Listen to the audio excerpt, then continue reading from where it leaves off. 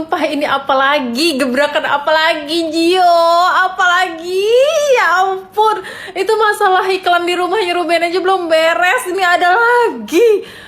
Aduh, Wenda, lu nemu laki kayak gini dapat dari mana? Jadi guys, ada satu akun yang menyatakan bahwa salah satu jam tangan yang dipakai Gio itu adalah fake atau palsu. Dia sampai sedetail itu nulis di caption apa aja yang diduga palsu, sampai dia ngetek akun Gio yang asli. Coba bayangin. Tapi gue gak percaya, masa sekelas CEO yang katanya punya banyak perusahaan, terus katanya punya 2000 toko, masa palsu pakainya. Nanti bentar lagi ada yang komen di feed gue, gak usah ngurusin hidup orang, gak usah ikut campur urusan orang. Terus ada juga yang komen gini, ya suka-suka dia lah, dia mau pakai barang fake atau enggak. Bagaimana ini baru naik tangan nomor 1 aja pengacaranya dari Miss S 200 juta yang pasangannya adalah CEO dari kota Saranjana yang memiliki 2000 perusahaan terbuat dari miniatur Lego, serabutan, cana dalam BH, dan antara adanya si ikan pesut, lumba-lumba, penguin, tralala, trilili. Mundur pengacaranya, ada kesalahan apa nih di antara kalian ini? Kalau ngomongin masalah tentang biaya bayar, udahlah, itu mah udah masalah lalu. Mampu kagak mampunya udah pepet angin ribut, buyang gitu kan, ke angin kemana benar mana kagaknya, ya kan? Yang jelas mah kalau pengacara benar-benar care sama kasus dan melihat klien yang benar-benar harus dibela, nyicil juga bisa, ya kan?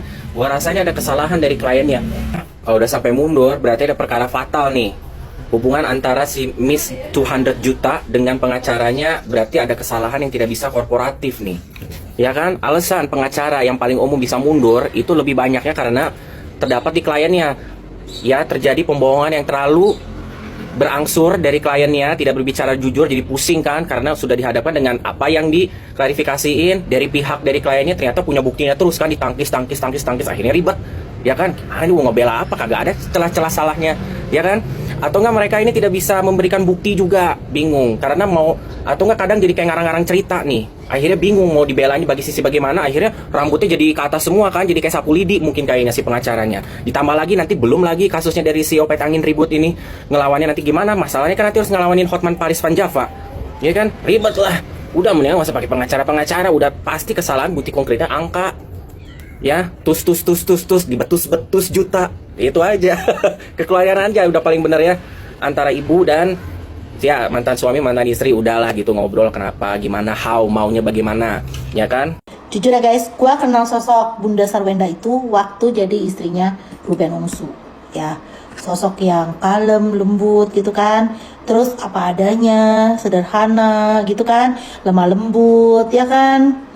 Nah, yang gue kaget denger omongan dia di cuplikan-cuplikan video gitu loh. Ya walaupun mana nggak sebut nama gitu kan, tapi kan ya kita semua tahu, kayak itu ditujukan ke siapa gitu loh, ya kan? Gua nggak butuh duit lu, nah, ya kan? Kayak gua, kaget gitu loh, kok bisa seorang Bunda Sarwenda yang lemah lembut, yang ngurus anak 3 anaknya gitu kan, tapi bisa mengeluarkan kata-kata kayak gitu, terus sampai bilang nggak bisa ngebedain. Dulu gue nggak bisa ngebedain, ya kan, antara CWNG sama laki gitu. Itu mah nanti denger loh, ya, didengar sama anak-anaknya. Jejak digital itu tetap ada, Bun. Ya, gue dulu suka banget jujur, ya. Tapi sekarang setelah, ya memang sih prahara rumah tangga kan nggak ada yang tahu ya. Makanya gue juga nggak pernah mau mengkomentari urusan perceraian gitu loh. Tapi kali ini kayak gue kaget banget denger statement yang keluar dari mulutnya Bunda gitu. Ya, agak shock. Perjanjian di bawah tangan itu tidak lebih kuat daripada putusan hakim. Oke. Batal semua itu. Karena tujuan gugatan itu adalah menggugat kembali perjanjian yang dibuat dalam notaris itu, kan begitu.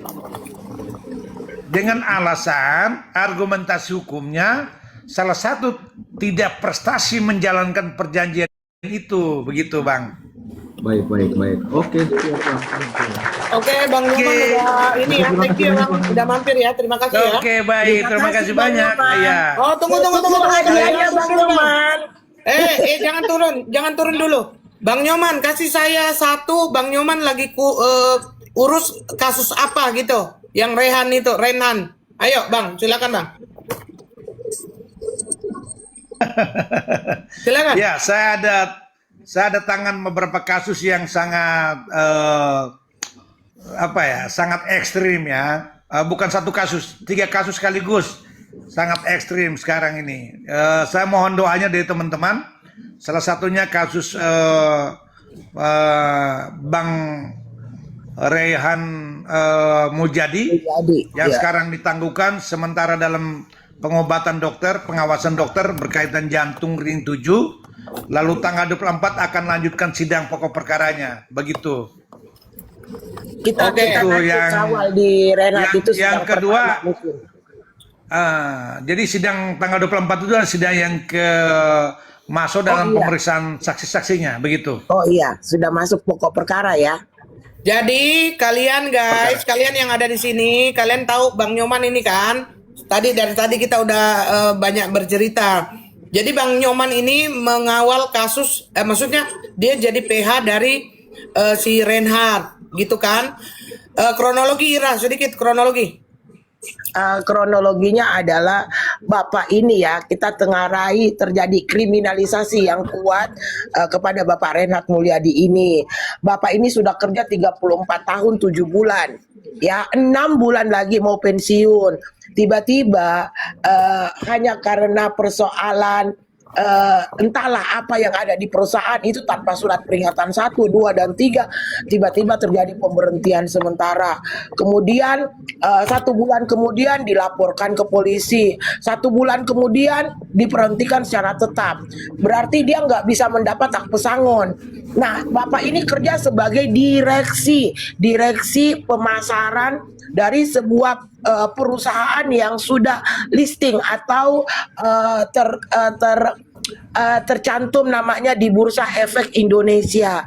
Nah, kalau seorang direksi dengan masa kerja yang kayak gitu, pesangonnya tinggi, kayak gitu. Nah, ternyata cara-cara ini dipandang sangat kriminal. Bahkan setelah mungkin 5 kali mengajukan penangguhan, itu pun istrinya sudah melakukan jaminan, sudah tanda tangan kasih duit jaminan 100 juta, baru Bapak Nyoman ini berhasil ya menangguhkan, karena Bapak ini sementara proses dia sakit ya, itu sudah ring 7 di jantungnya, ada diabetesnya dan sebagainya. Nah, hal-hal yang sifatnya ini bukan pidana ya, kita mengasumsikannya ini lebih ke perdata sifatnya, kemudian dibawa lari ke pidana seperti itu. Nah, kemudian juga adalah bahwa hal-hal yang bisa diselesaikan secara internal perusahaan kok jadi seperti ini. Jadi ditengarai ada kriminalisasi kepada Bapak.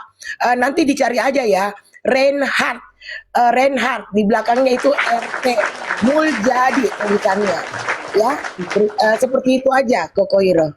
Ya udah, nanti kita kawal juga sama-sama ya, kita kawal sama-sama. Iya. Oke, terima kasih Bang Nyoman waktunya ya. Iya, terima kasih banyak. Ya, memang apa yang saya lewati selama 2 bulan ini sebenarnya belum menjadi pertandingan final. Yang final itu saya akan menguji seluruh saksi-saksinya itu di dalam ruang persidangan yang saya duga saksi banyak melakukan rekayasa.